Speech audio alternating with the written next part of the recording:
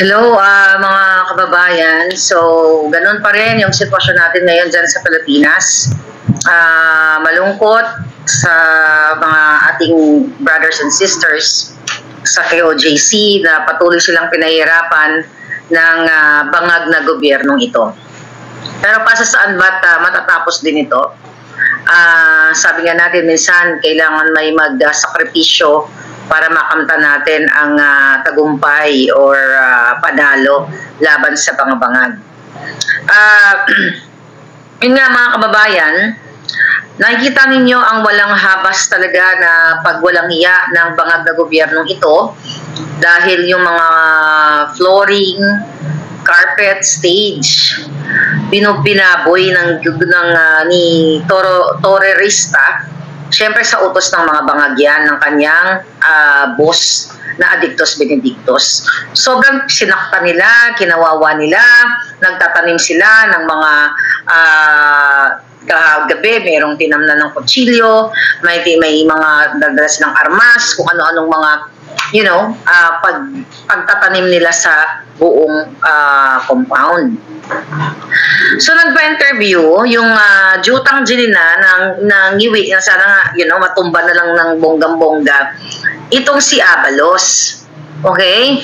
Ngayon mga kababayan, siya ay naghuhugas kamay o umiiwas sa responsibilidad nitong pang-raid nila, pang-abuso, pang-lapastangan dito sa KOJC compound. Kasi 6 hours ago, nagpa-interview siya at sinasabi niya na wala daw kinalaman ang palasyo ng mga bangag sa nangyayari dyan sa Davao, sa Kingdom of Jesus Christ or KOJC.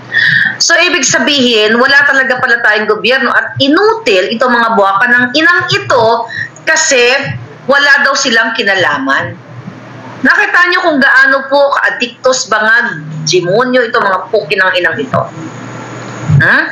Gusto nilang umiwas na kunwari wala silang alam. For 3 days, may mga namatay na, may mga nasaktan. Hanggang ngayon, displaced ang ating mga kababayan, ng ating kapwa Pilipino na hindi makapasok sa kanilang sariling pamamahay, sa kanilang sariling simbahan na ginalo ng mga Adictos Benedictos na ito. Kayong mga pulis dyan sa KOJC, mga putang ina nyo, lahat kayo na sumunod. Napakatapang nyo lang dahil may baril kayo, may kapangyarihan kayo. Pero pag wala na kayong baril, wala na kayong kapangyarihan, ang mga itlog nyo, malasado, kasi tulad ng pagiging malasado ng utak kayo na sumusunod kayo sa isang bangag. Sana ang inyong mga anak, ang inyong mga magulang, ang inyong mga asawa ay mabiktima ng mas demonyo pa sa inyo. Para maramdaman ninyo yung sakit na idinudulot nyo sa bawat pamilya na nakatira dyan sa KOJC. Pilipino sila, hindi sila demonyo, hindi sila magnanakaw, hindi sila smuggler katulad ni Lisa, hindi sila kidnapper katulad ni Lisa, hindi sila kawatan na katulad ninyo sa Senado at Kongreso. Mga yawa kayo, hindi pa kayo natunaw. Nakakagalit mga kababayan kasi itong hinayupak na Abalos na to, naguhugas kamay at wala daw po silang kinalaman. Ang sinasabi niya, that's purely police operation and based on complied intelligence reports. Intelligence report, yung walang ventilation, sisirain nila yung stage. Bubungkalin nila yung sahig, yung lupa, pangbangag yan, pangpraning yan. Anong sinasabi ni Abalos na compiled intelligence for 3 days? Diba? Sinasabi pa ni Abalos, itong putang inang ito, anong sinasabi niya? O kasi, hindi ganun madali halugugin yan kasi, ang laki pala, 30 hectares. Nakita niyo, parang kumikinang-kinang yung kanyang mata, laki pala, 30 hectares. Interesado sila dyan. Interesado yung mga yawa na yan, kaya maganda yung nangyayari ngayon. Actually, nakatutok ako, ayan, nakatutok ako ngayon sa television live, sa KOJC, sa SMNI, ayan. Ayan, patuloy silang nananakit yung mga hayop. Diba? At ngayon, sa Liwasang Bonifacio, ay meron din pagtitipon. Ayan po. So, patuloy for sure na papanood ninyo. Ganito ka-demonyo yung inyong gobyerno. Tapos sasabihin, walang kinalaman si Marcos Jr. Ibig sabihin, si Marcos Jr. ay nagbangag simula nung Biyernes, nagsinghot ng pulburon, at wala silang pakialam sa inyong mga Pilipino. Eto ba yung gobyerno nyo? Na wala silang kinalaman, wala kaming kinalaman yan, maggurguran kayo, wala kaming pakialam yan, walang alam ang presidente, kasi wala siyang alam, kasi high na high siya, at addictus benedictus siya. Grabe ang mga putang nang ito, mga kababayan, may kabayaran lahat, singilin nyo sila. Hugas kamay, wala silang kalaman. Wala kang gobyerno, walang kwentang gobyerno. Tapos meron pa kayong mga heroes day, hindi kayo hero. Demonyo kayo, satanas kayo lahat. Ng kahayupan, nilagpasan nyo pa ang lahat ng demonyo sa buong mundo na dapat kayo bitayin isa-isa. Pigaan ng kalamansi, dahan-dahan para mapagbayad kayo sa mga inutang nyong buhay at ninakaw nyong pera ng bayan na mga nayupa kayo, sinusumpa ko kayong lahat na mga addictus benedictus. Ngawa. Walang alam, walang kinalaman. What's the point na mayroon tayong gobyerno kung itong DILG na under niya ang PNP ay kumakawala sa responsibilidad na pagkitil ng buhay, paggurgur sa mga kawawa nating kababayan dyan sa Davao, ang pagmalabis, paghampas, pag-spray ng tear gas harap-harapan, diba, ng mga traidor, mga taksil na pulis na ito. Pag nakita lang kita, dudukutin ko yung lahat ng pwedeng dukutin sa'yo. Ang itlog mo, pisain ko yan. Tanginan nyo. Tanginan na to mga hayop na to. Now what, mga palangga? Patuloy silang nananakit. Okay? Nagbubungkal, nagtatanim ng kung ano-anong mga ano-anong mga tanim, ebidensya. Nakita ko pa kanina, nag-iipon sila ng mga bato para pagbintangan nila na, you know, bakit mag-iipon sila ng bato o ng mga bakal doon, di ba? Sa area nila. Ano ba ang mas powerful na weapon? Ito mga pulis na mga bugo ba? Na mga julul? Ano ang powerful na weapon? Yung bang-bang-bang ninyo o yung bato? Sige nga, use your common sense mga kababayan. Ang sabi nila, kasi iniipon daw nila dahil baka daw batuhin sila. Really? Mananagot kayong lahat. Ipapabitay namin kayo. Pinagdasal ko sa Diyos na ang susunod na kapalit, bitayan kayong lahat.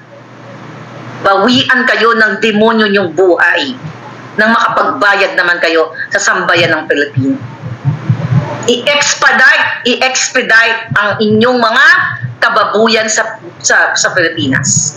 Lalo ka na bangag, ikaw Abalos ng Iwi, ikaw Satanas, lahat kayo na bumagbaboy sa Pilipinas, sa Pilipino, na patuloy yung pinahirapan, kulang na lang gurgurin nyo isa-isang mga walang iya kayo. Lahat kontrolado nyo. Actually, hindi ako makashare mga palangga sa aking Facebook na buljakan. Kung hindi pa kayo nakapalo doon, go kayo. You know, may mga posting tayo doon. Hindi ako makashare. Kontrolado nila ang Facebook. Kontrolado nila, mga hinayupak na ito.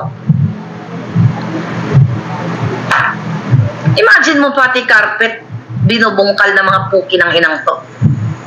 Ha? Anong compiled intelligence?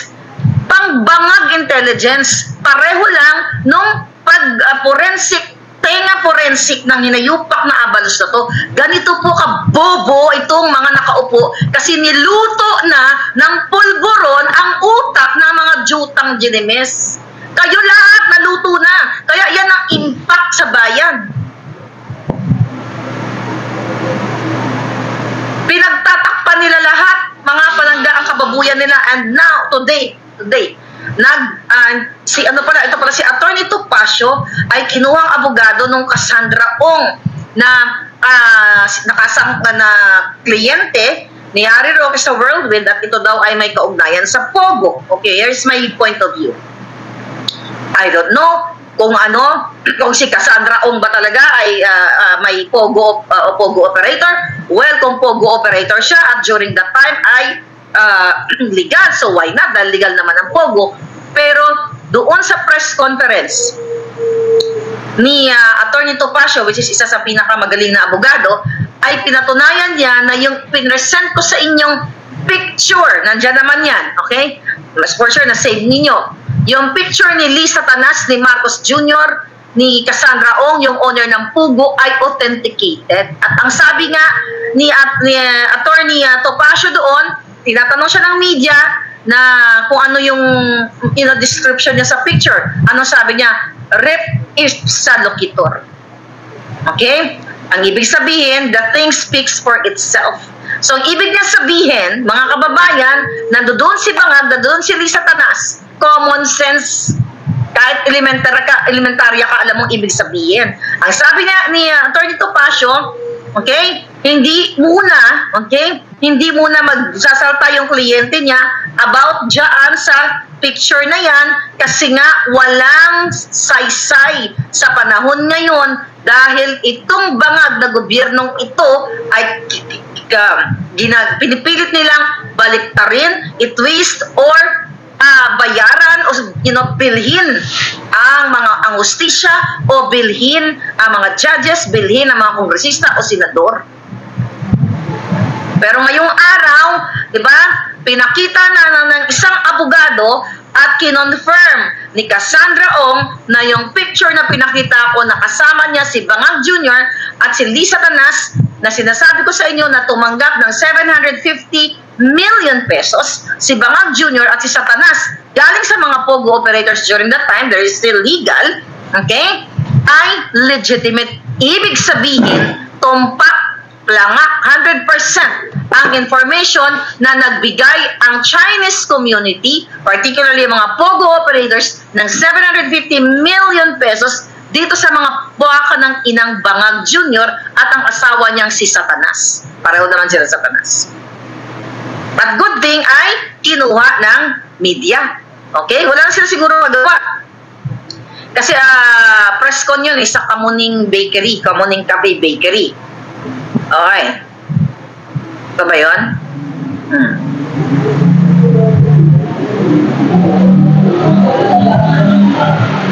Yeah. Ito, pakita ko lang yung mga headline. Nakakagalit palangga, nakakagigil. Ito po yung ibig ko sabihin, no? Kinover kanina, ito. Okay, ang sabi ko nga dito, ang description ni Attorney Topacio, sa Pogo picture with Bangag and Lisa Tanas ay res ipsa loquitur. That thing speaks for itself. So malinaw na authenticated, Pogo King and Queen ang mag-asawang Bangag at Satanas. Wakasan na mga putina. Okay? So ayan po yan, kinuha ng Bombo Radio. Ayan, kinuha nila. Ayan, pinakita, kinuha ng Inquirer. Ayan, yan yung picture. Di ba? Yan yung pinakita ko sa inyo. Okay?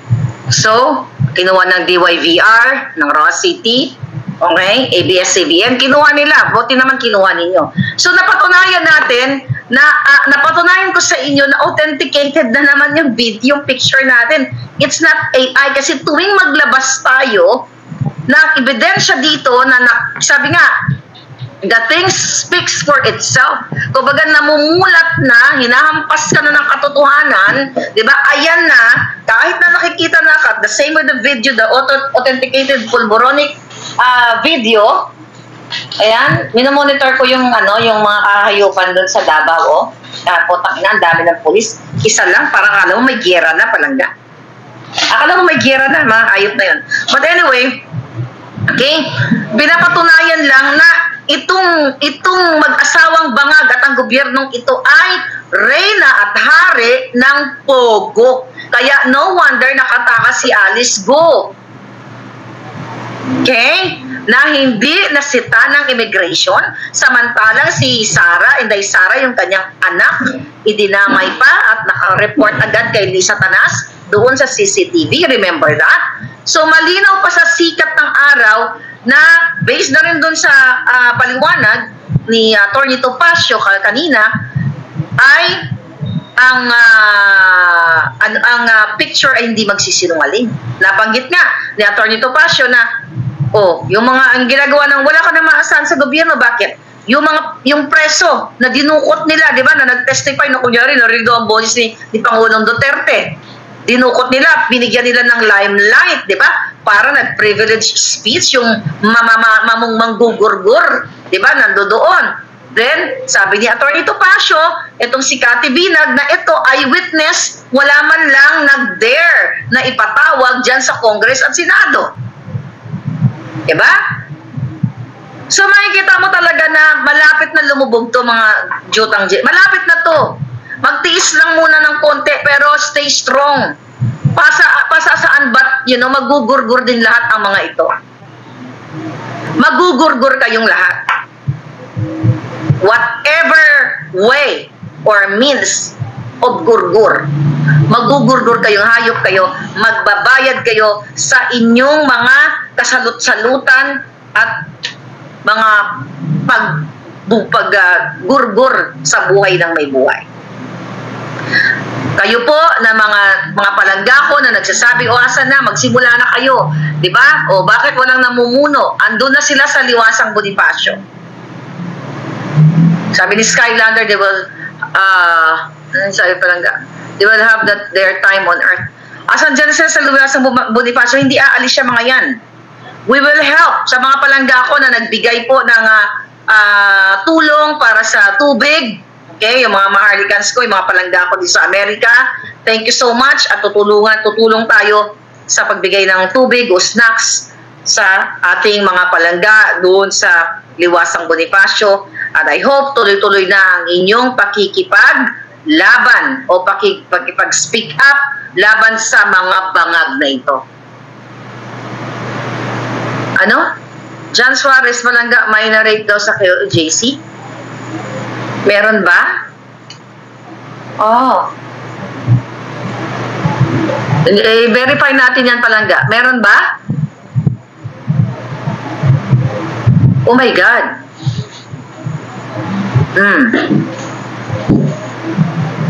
Oh, ito mga bubo na to, gugur-gugurin ko kayo, makaganti man lang ang taong bayan sa inyo, mga ulul kayo.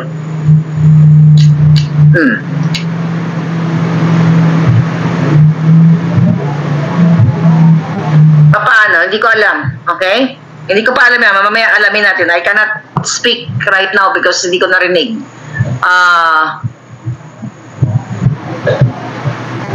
Liwasan, yes. Pumunta kayo ngayon sa Liwasang Bonifacio, mga palangga, kasi kami mga OFW ay mga Pilipino sa abroad ay tutulong kami kahit tubig man lang, kung anong makayanan namin, we will help you, hindi kayo magugutom dyan. Okay?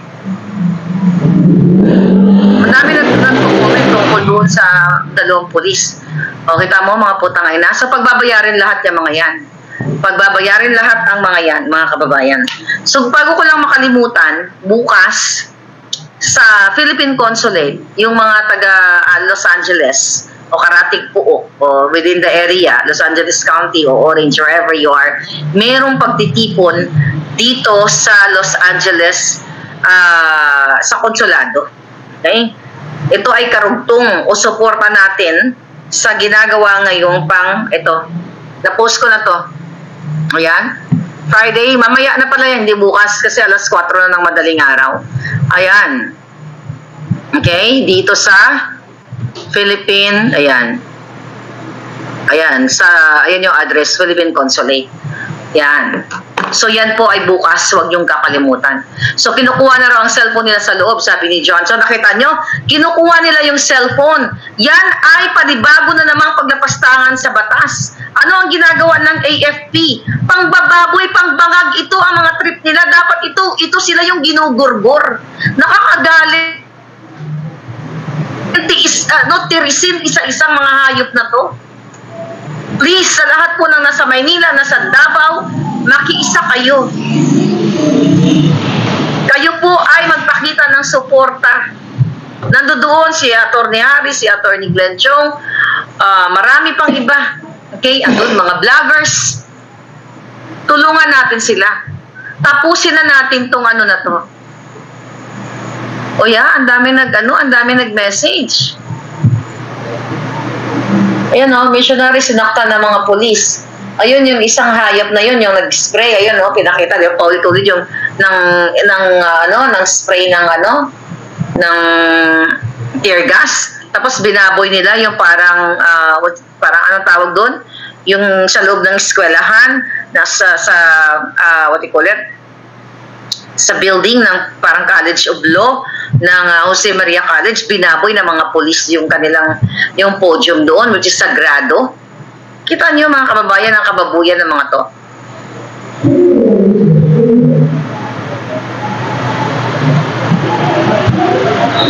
Bakit na-miss ko yon? Patuloy na sinananakit itong mga pulis na to.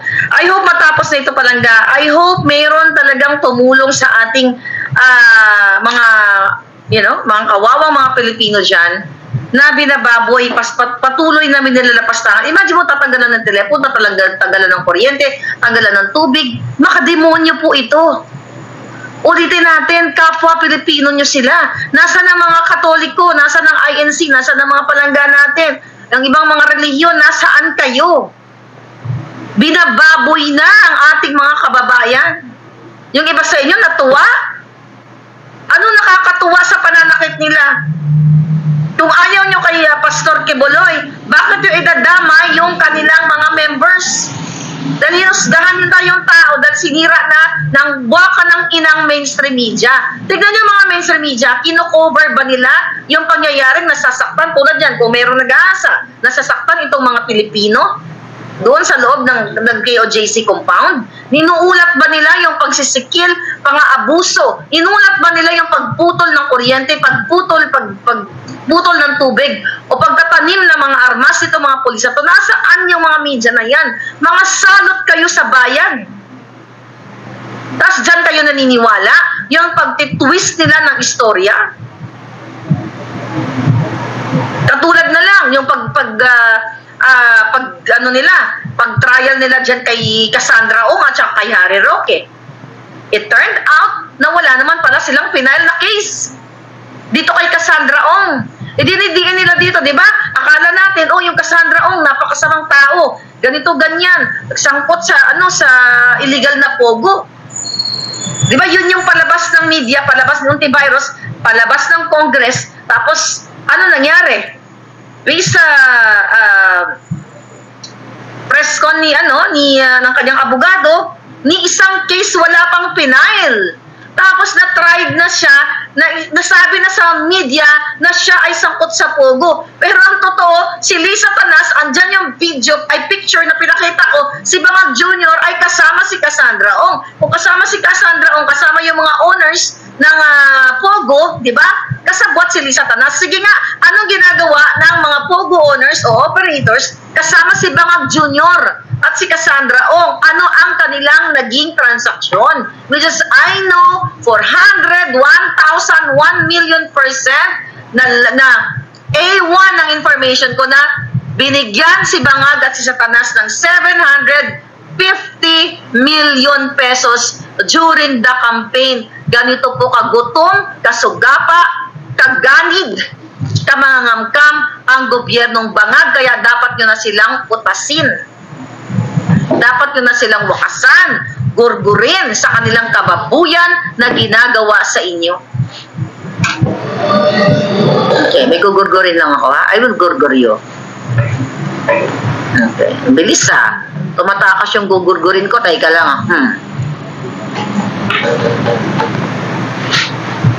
Anong breaking? Anong FBI? Nasaan? Wala naman mga, I don't know, yung mga, hindi ko naman nababasahin kasi baka mga lang kayo, mga trolls.